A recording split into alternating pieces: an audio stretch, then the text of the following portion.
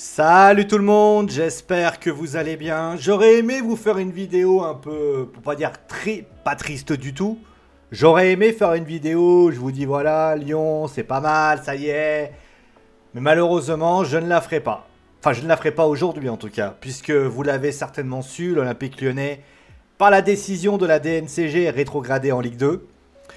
L'homme derrière moi en est parfaitement la cause, et je vais vous expliquer bien sûr pourquoi. Mais avant toute chose, je voudrais faire passer un gros message et un gros message de soutien à tous les supporters lyonnais. Alors oui, il y a des gens, des débiles, il faut quand même les appeler un chat, qui est content de voir Lyon descendre en Ligue 2, parce que forcément, il y a eu notamment deux influenceurs que je citerai pas, mais vous les connaissez certainement, qui ont commencé à danser en disant en mode ouais c'est cool. Faut juste un petit peu réfléchir, ceux qui se réjouissent.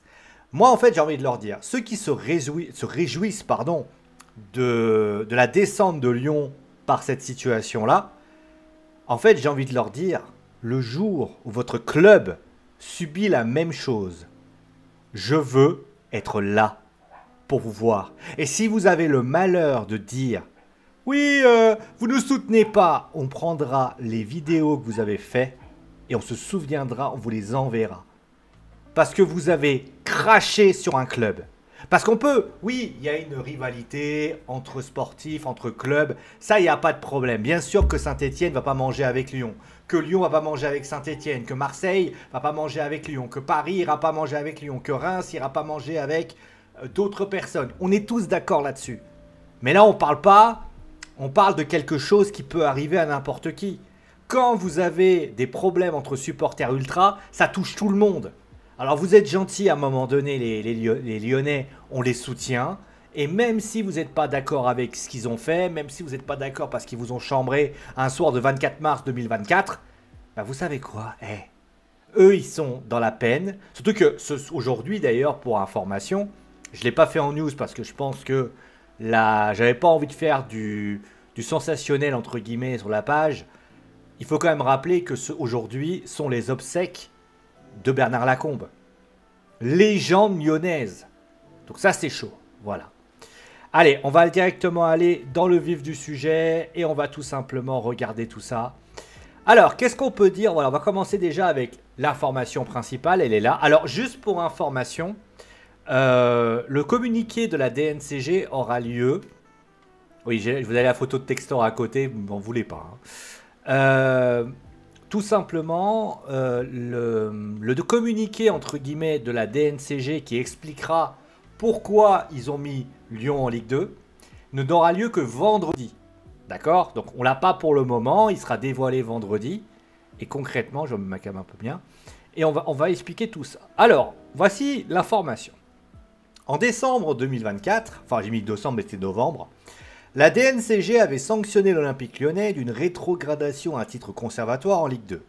Donc pour expliquer, Lyon, pour ainsi dire, a été passé par la DNCG et concrètement, tout simplement, l'Olympique Lyonnais avait été rétrogradé parce qu'il considérait que les garanties n'étaient pas faites. Alors j'avais dit la sanction était sévère parce que forcément, tu te dis le club investit, etc.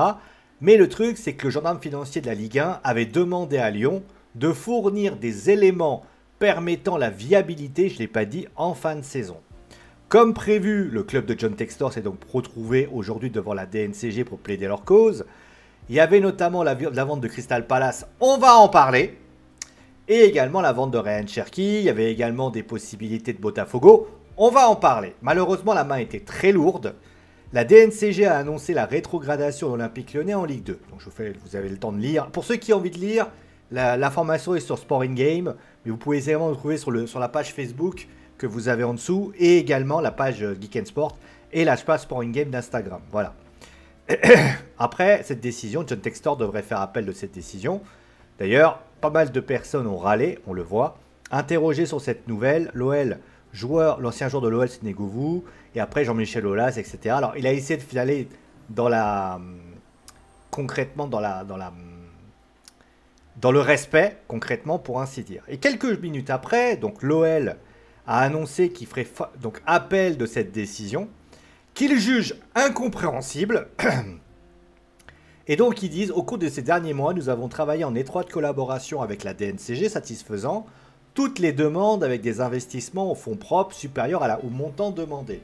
Grâce aux apports au fonds propres de nos actionnaires et à la vente de Crystal Palace, je vais y revenir, notre trésorerie s'est considérablement améliorée et nous disposons de ressources plus que suffisantes pour la saison 2025-2026.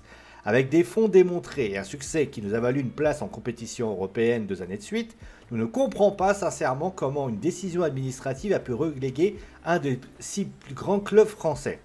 Je rappelle pour information qu'en parlant de grands clubs français, les Girondins de Bordeaux sont descendus et vous le savez pourquoi. Et vous n'aviez pas là d'être très dérangé à ce moment-là. Nous ferons appel pour démontrer notre capacité à apporter les ressources nécessaires en termes de trésorerie pour garantir le maintien de l'OL en Ligue 1. Voilà.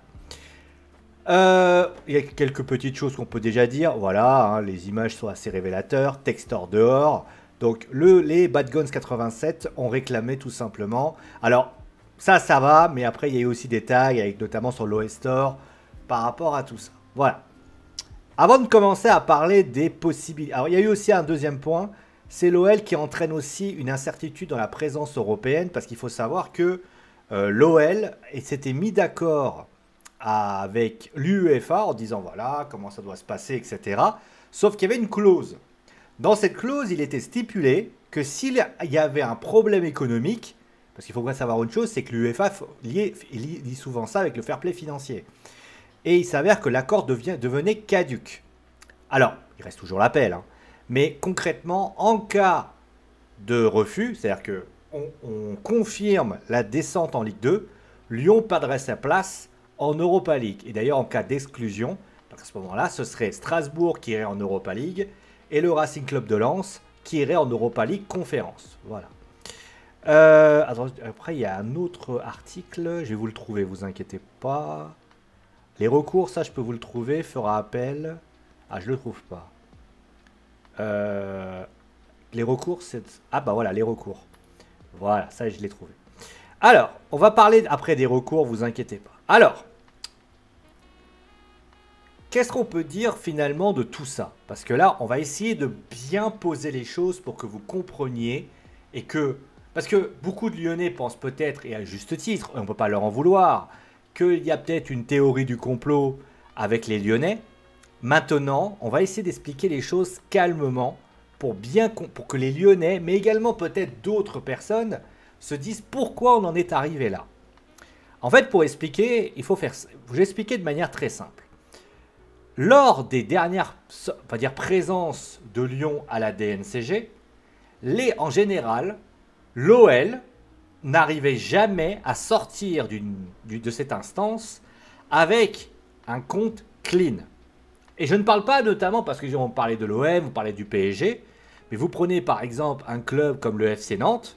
Le FC Nantes cette année, c'est passé ric-rac. Bon, ils ont fini quand même par réussir parce que c'est des bons élèves. Vous prenez par exemple le FC Metz, ça s'est bien passé cette année. Vous prenez par exemple des clubs Ligue 2, par exemple Ligue 1, Ligue 2. En général, c'est parce que Brest par exemple, ça s'est très bien passé les dernières années. Strasbourg, ça s'est très bien passé. En fait, ce que demandait à un moment donné, ça se passe pas bien. Tu reviens en novembre, et pas en décembre comme je l'ai noté. Tu reviens en novembre. La DNCG te dit, vos comptes ne sont pas bons. Il y a à peu près, je crois, alors je n'ai pas le chiffre précis, mais à ce qu'on raconte, il y a à peu près 480 millions d'euros de dettes aujourd'hui à Lyon. C'est quand même assez énorme, hein, quand même. Et il s'avère qu'on leur a dit, les gars, vous devez à tout prix réduire la dette pour faire en sorte que les dettes, pour tout simplement avoir une viabilité de votre club. À partir de ce moment-là, tu te dis que Lyon va s'engager à le faire. Et ce qu'ils font cette année, ils décident de racheter, donc ils ont acheté en prêt Thiago Almeida, je crois, ou notamment avec une histoire avec Botafogo, voilà. Et il s'avère qu'ils sont partis. Alors, ce qui s'est passé, c'est qu'ils sont arrivés devant la DNCG. Alors, vous allez me dire, les Lyonnais, je sais ce que vous allez me dire, les supporters lyonnais, alors ceux qui comprennent, on va les comprendre, mais pour les autres. Le problème de la DNCG, c'est qu'ils sont arrivés avec quoi?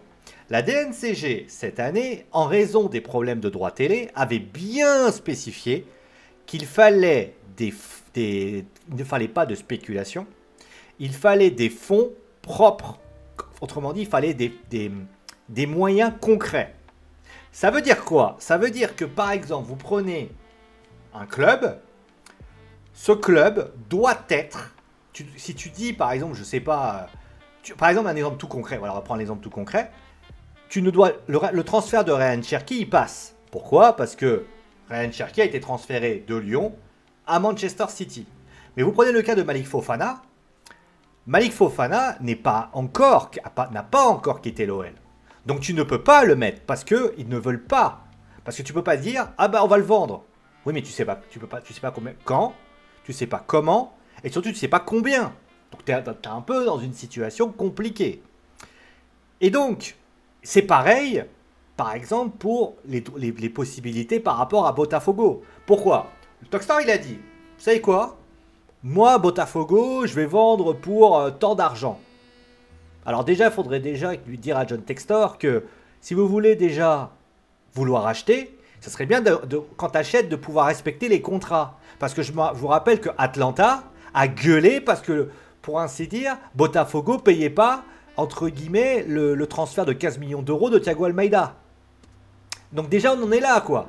Donc ça veut dire que le gars a essayé de la faire à l'envers. C'est la FIFA qui est arrivée et qui a dit hop, hop, hop, hop, hop, tu payes. Sinon, Botafogo, vous ne recrutez plus. Et donc il s'est chié dessus et finalement, il l'a fait. C'est la même chose d'ailleurs pour Pierre Sage. Parce que ça aussi, on va le dire, Pierre Sage, bah, comme tu le licencies, bah, tu es obligé de lui donner des indemnités. Parce que c'est pas comme aux États-Unis. Hein.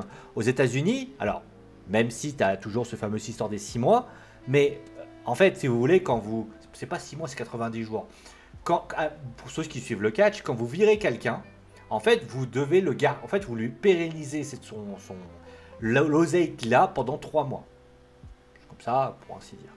Et le truc, c'est ce qui fait que, bah, en fait, c'est un peu une sorte de... Après, il peut quand même revenir. Mais bon, en général, ils partent, etc., etc. Donc, ils ne peuvent pas signer n'importe où, etc. Et il s'est avéré que, pour ce qui s'agit de l'OL, eh ben, l'OL... Pour ainsi dire, tu ne peux pas t'appuyer sur des sources là parce que c'est spéculatif.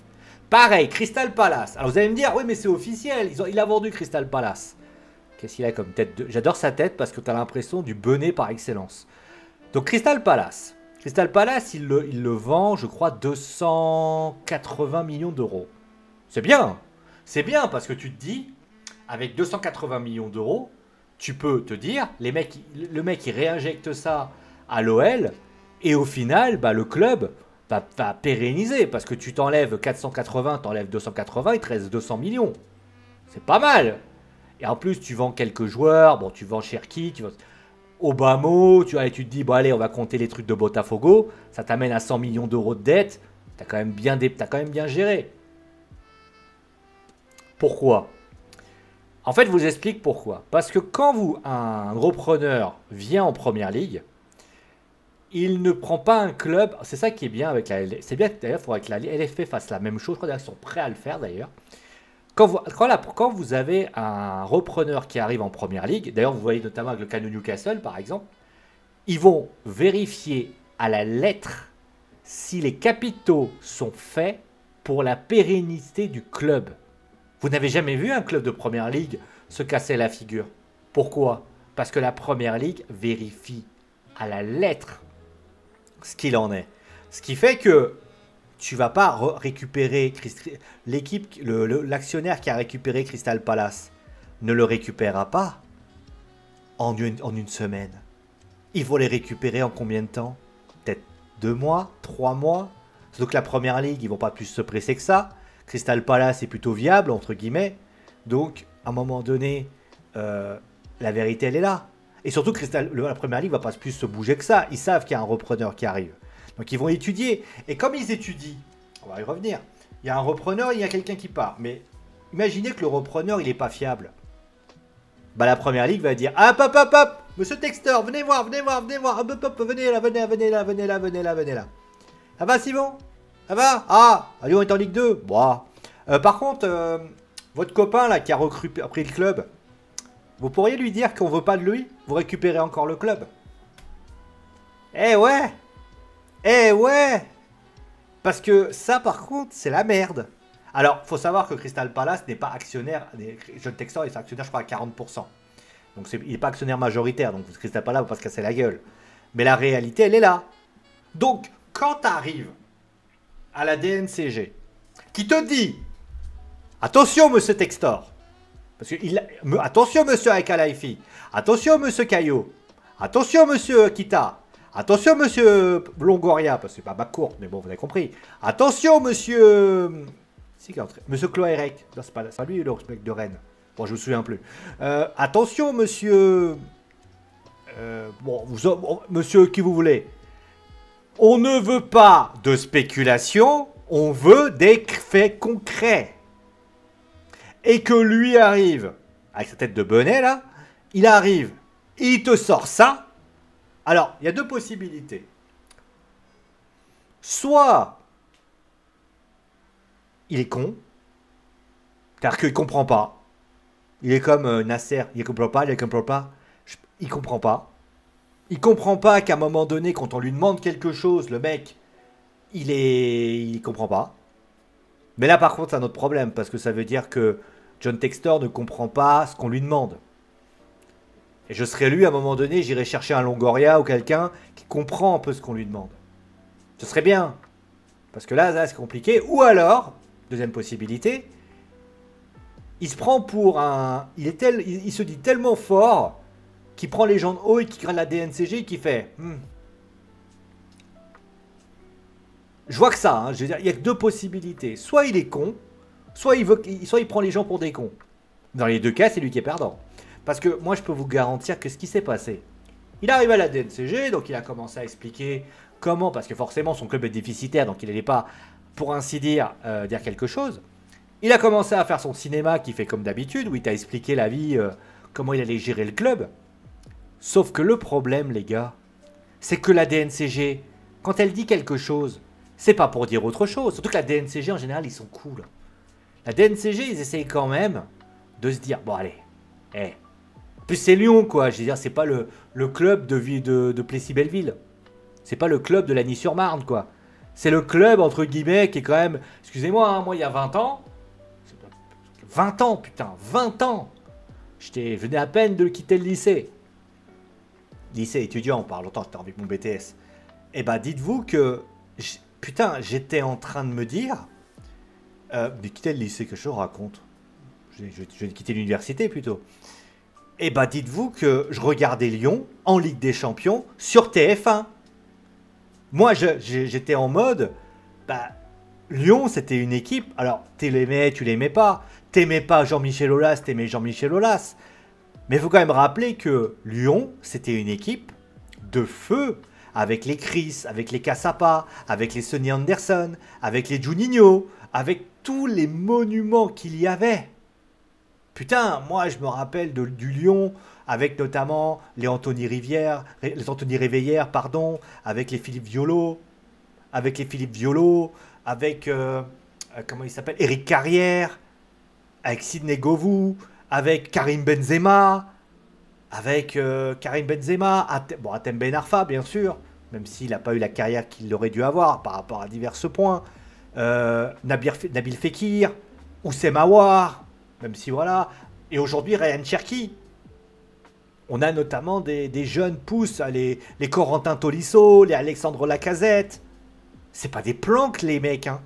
Putain, la gestion lyonnaise à une époque était tellement incroyable, était tellement un modèle qu'elle était montrée dans les universités, dans le monde. C'est pour vous dire à quel point Jean-Michel Aulas était considéré comme un espèce de visionnaire dans ce qu'il faisait. Après, oui, les années ont passé, il a fait des erreurs, comme tout le monde, attention. Mais la gestion lyonnaise était là. Et lui, derrière, alors oui, les dernières années, il a causé un déficit. Après, pour sa défense, quand il a eu le Covid, forcément, ça lui a fait très mal. Et après, forcément, c'était compliqué. Après, les gens disent, oui, mais il a vendu, c'est un peu de sa faute. Il faut rappeler qu'il vend parce qu'il y a deux actionnaires qui s'en vont aussi. Eh oui, les gens oublient souvent ça.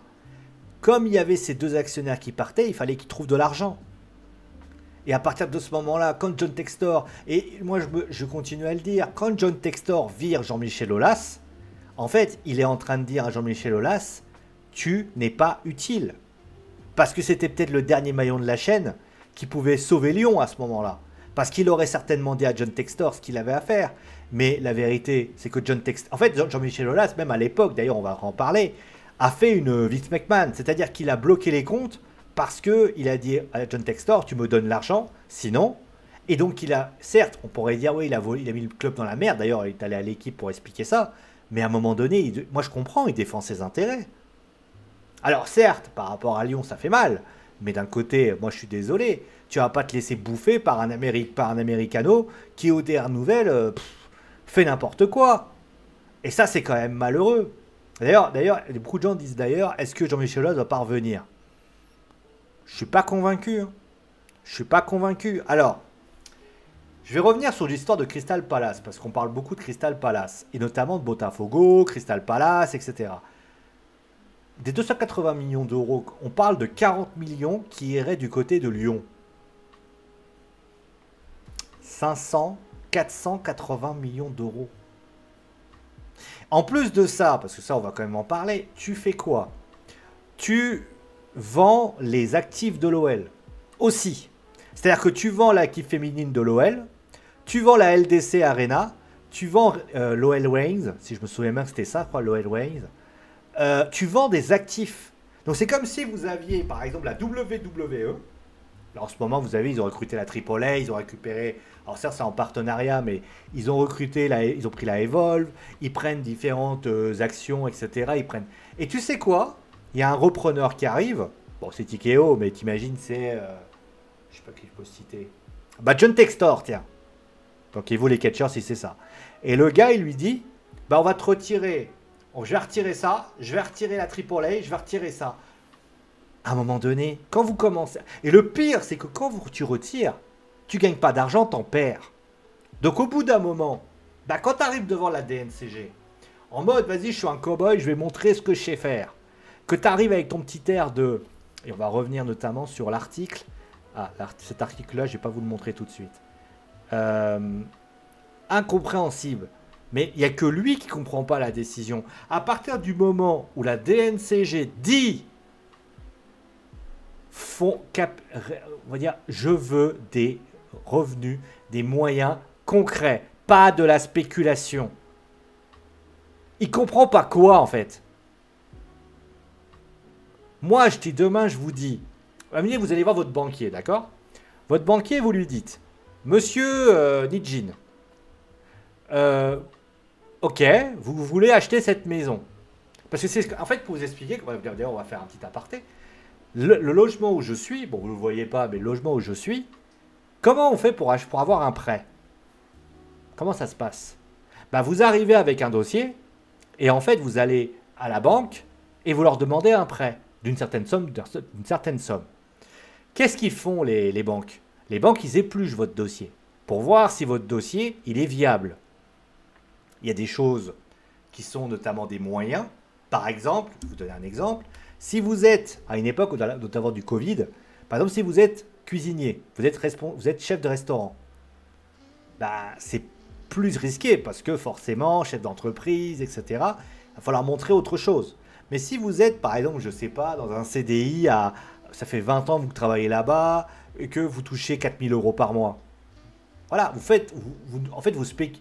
Le truc, c'est que moi, imaginez un mec qui arrive, vous arrivez devant moi, qui est votre banquier, et vous dites, ah, monsieur Nijin, je voudrais acheter cette maison. Ok, combien vous la vendez? Combien vous en voulez? 380 000.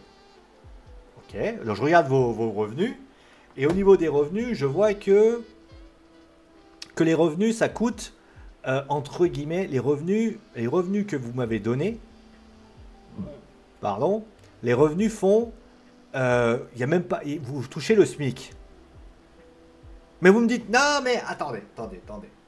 J'ai prévu, ah d'ailleurs ça nous est arrivé d'ailleurs, j'ai prévu d'acheter, là par exemple, vous voyez, par exemple, moi je vous en parle, ma mère a vendu sa maison, d'accord?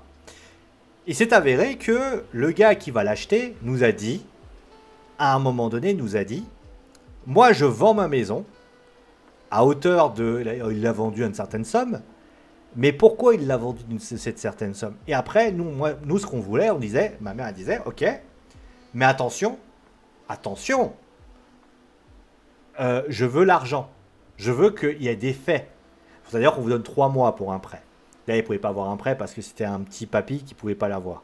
À partir de ce moment-là, l'agence avec qui on est en relation, elle est en relation, a dit, et on est en relation, a dit, ok, tu sais quoi? Ok, c'est bon.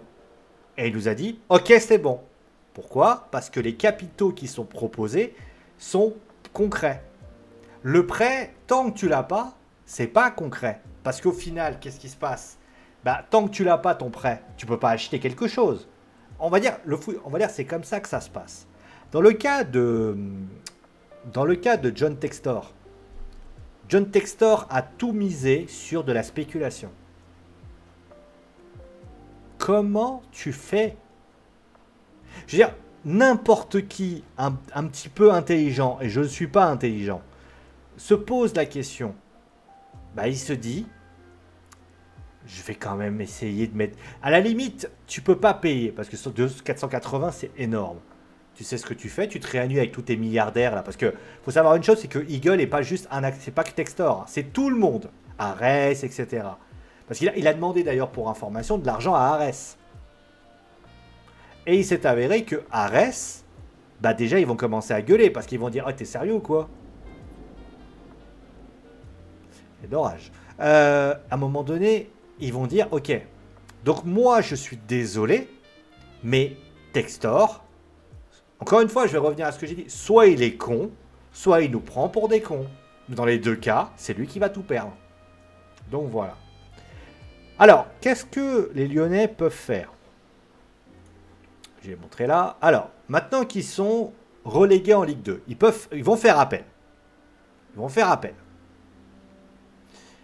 Il y a plusieurs solutions. Alors, ils peuvent déjà... Bon, ils vont certainement faire appel à la commission d'appel de la DNCG. Pourquoi? Parce que là, l'appel va être suspendu. Et tu décides de faire appel à la DNCG. Ça te permet de ramener de nouveaux éléments que tu n'avais pas avant. Je vais revenir sur cette idée. Si ça ne marche pas, tu peux contacter à ce moment-là le CNOSF. Alors, le CNOSF, en fait, ne va pas prendre la décision pour la DNCG. Mais elle peut dire, ok, bon, qu'est-ce que je peux vous donner comme exemple? J'ai pas de bouquin. Je vais prendre mon téléphone. Ah, mon téléphone est là-bas. Qu'est-ce que je peux vous donner? J'ai pas de papier. Bon, c'est pas grave. Écoutez, monsieur, soit il va dire, non mais le dossier il est béton. Ou alors il va dire, tout simplement il va dire, là ça va pas. Là ça va pas. Pourquoi? Parce que il y a quelque chose qui n'allait pas Et donc ils vont revenir à la DNC en disant, réanalysez le dossier, vous avez oublié ça. Ils ne prennent pas la décision. Ils ne font que constater si oui ou non il y a eu un problème. Mais là, le CNOSF, ça prend du temps. Et regardez notamment Bordeaux. Bordeaux, ça a pris du temps. Et notamment, à la fin, ils ont quand même été déboutés de ça. Il reste aussi les tribunaux civils, pour ainsi dire. C'est-à-dire, tu vois que le CNOSF, ça ne marche pas. Tu peux toujours passer par le tribunal civil de commerce. Ce qu'a fait notamment Bordeaux là. Bordeaux, ils sont allés au tribunal de commerce en essayant de plaider leur cause. Ça a marché là. Dans le cas de Lyon, ils peuvent faire ça aussi. Ils peuvent dire, bon, qu'est-ce qu'on peut faire? Le truc, c'est qu'en général, ils suivent les décisions des instances. D'ailleurs, on peut le voir, hein, la DNCG n'a pas rétrogradé ou sanctionné Bordeaux de plus que ça. Pourquoi? Parce qu'ils avaient le tribunal administratif qui a quand même validé la situation. Donc voilà. Mais en tout cas, ce qui est sûr, c'est que... Je vais mettre la grande caméra. Donc voilà ce qu'il en est. Aujourd'hui, je vais pas vous... Alors, est-ce qu'on doit être confiant? Je pense que de toute façon, les Lyonnais ne peuvent que positiver. Il n'y a rien à... On va pas non plus être... Si tu deviens pessimiste, tu t'en sortiras pas. Ça, c'est clair. Maintenant, la réalité, il faut être honnête. Il faut être honnête, il faut se dire les choses, comme on dit. À a priori, d'après ce que j'ai pu comprendre, ils ont une semaine pour lancer un dossier.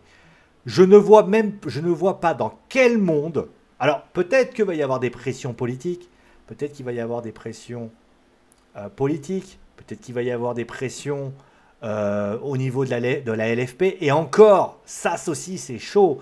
Imaginez le président de la Ligue de football professionnel, Vincent Labrune, qui arrive pour dire, écoutez, ça serait bien que vous laissiez Lyon quand même en Ligue 1, on est en train de refaire une nouvelle chaîne, ça risque quand même de faire un peu désordre si vous ne la ramenez pas, vous voyez. Là, ça serait carrément du juger parti, et là, c'est chaud. Tu peux avoir aussi Mikeler qui peut dire, ah bah non, mais vas-y, mettez-les encore en Ligue 1, ah bah empêchez-les de recruter, et puis voilà. Mais la réalité, c'est qu'en une semaine, pour une décision aussi forte, je ne vois pas dans quel monde Lyon reste en Ligue 1. Je peux pas. En fait, vous savez, quand, dans le train, etc., je me suis dit, attends, qu'est-ce que Lyon peut faire pour trouver une solution? Ils n'ont plus d'actifs, parce que tout a été vendu. Merci John Textor. Il reste le stade. Mais s'ils vendent le Groupama Stadium, alors à ce moment-là, c'est mort, ils n'ont plus rien. Comme imaginez quand même. Parce que le Groupama Stadium, c'est quand même le stade de l'OL. C'est un stade qui appartient à l'OL. C'est important. Donc ça, c'est la première chose. La deuxième chose, moi, à ce moment-là, il y a une solution. Une solution qui pourrait être possible. Mais à ce moment-là, il faudrait quand même y aller. Il faut que Lyon, il faut que John Textor et ses copains injectent 480 millions d'euros. En tout cas, qu'ils injectent une grande partie de la somme. Il faut qu'ils mettent un chèque là maintenant pour dire, bah tiens, je sais pas, ils mettent la moitié en disant, voilà, on a mis 240 millions d'euros. Je ne vois même pas comment. Et à la limite, essayer de tenter un prêt, et encore, ça peut être difficile, parce que quand tu es endetté comme ça, je ne vois même pas dans quel monde une banque tentera d'accepter, parce que c'est beaucoup d'argent. Hein. Et tu peux pas jouer sur les transferts, parce que malheureusement, au niveau de ça, si tu résilies des contrats, tu es obligé de laisser de l'argent. Il n'y a aucune. Moi, je vois pas comment. Alors, peut-être que vous, les Lyonnais, vous avez une solution. Et j'ai envie de vous dire, j'espère que vous avez une solution, parce que si moi, j'ai pas de solution, j'espère que vous en avez une. Et si vous en avez une et que vous pensez qu'elle est viable, mettez-la déjà en commentaire. Parce que moi, je pense que, la vérité, j'espère que vous avez une solution. Mais moi, j'en ai pas. Alors, vous allez me dire, est-ce que tu en avais des solutions? Est-ce que tu pensais réellement que Lyon allait finir en Ligue 2? En tout état de cause, non. Moi, je me suis dit qu'il va y avoir un encadrement de masse salariale avec un truc de recrutement, une interdiction de recrutement, un truc comme ça. Je le voyais comme ça, en fait. Et d'ailleurs, ce sera ma dernière phrase, après on arrêtera cette vidéo. Je me dis aussi que les petites combines de John Textor, depuis qu'il est là, ça n'a pas non plus plu à la DNCG. Parce que tu peux dire ce que tu veux, mais quand tu prends... Vous vous rappelez quand même, ça c'était énorme. Quand tu as Molenbeek qui recrute Ernest Nouama 11 millions d'euros pour... D'ailleurs, Molenbeek est dans une merde à noir d'ailleurs. Hein, et pour finalement le prêter à Lyon, à la DNCG, ils ont dû se dire, oh là, ils essaient de la faire à l'envers. Pareil pour Botafogo. Hein. Botafogo qui est au dernier nouvelle. Thiago Almeida, il y a beaucoup de gens qui ne l'ont jamais... Quand tu vois le transfert de... Comment il s'appelle d'Enrique, je crois, c'est Enrique, qui part du côté de Botafogo pour 5 millions d'euros, t'as envie de dire, ouais, les gars, vous foutez de la gueule du monde. Je sais pas, même Strasbourg, vous imaginez si Strasbourg fait ça? C'est pas cool. Rien, on va dire, c'est quelque chose qui... La multipropriété est quelque chose qui est très sensible du côté de Lyon, du côté des instances. Il faut pas jouer avec ça. Mais de toute façon, si on doit aller sur une décision globale, je pense qu'un jour ou l'autre, on va partir sur un salary cap. Et le plus dramatique, c'est que je pense qu'on va finir par avoir les décisions de Javier Tebas. Parce que, mais ça, il faudrait un président capable de faire ça. Parce que pour moi, la différence qu'on a entre Vincent Labrune et Javier Tebas, c'est que Javier Tebas, il regarde le Barça, il dit, les gars, vous n'avez pas l'argent? Ben, vous n'enregistrez pas vos joueurs. Et regardez notamment Dani Olmo, hein. Javier Tebas, il n'était pas content hein, quand les mecs, ils ont fait ça. C'est ça qu'on attend comme un président. Et ça fait mal. Voilà. Bon, en tout cas, force à vous les Lyonnais, force à vous. En tout cas, j'espère que ça va s'arranger et que finalement, eh bien, les choses s'arrangeront pour vous. Voilà. Allez, prenez soin de vous, amusez-vous bien et ciao tout le monde.